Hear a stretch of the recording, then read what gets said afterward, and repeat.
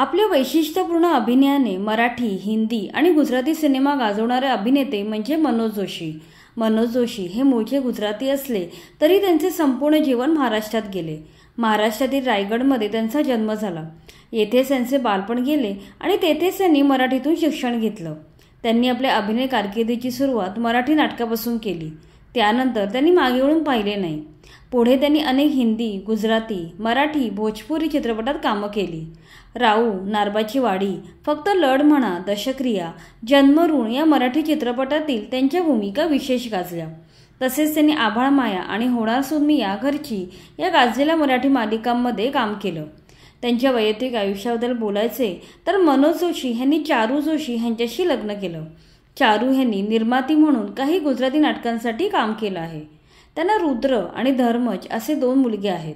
मोठा मुलगा रुद्र हा फोटोग्राफर आहे, तर छोटा मुलगा धर्मज हा मनोरंजन क्षेत्रात कार्यरत आहे. आपल्या वडिलांप्रमाणे धर्मजसुद्धा अभिनय क्षेत्रात नाव कमवत आहे. मनोज जोशी यांच्याप्रमाणे धर्मज यांनी सुद्धा मराठी भाषेतून आपल्या अभिनय कारकिर्दीची सुरुवात केली. त्याने 2014 साली आलेल्या पोरबाजार या सिनेमात बालकलाकार म्हणून काम केलं होतं. त्यावेळी तो 13 वर्षांचा होता.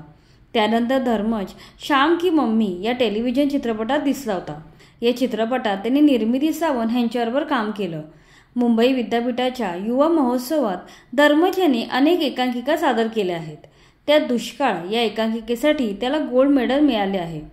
त्यानंतर त्यांनी रंगीलो, प्रेम न्यू पेटीएम, हुनेने स्वरा ए बनने पण खरा या गुजराती नाटकात काम केलं.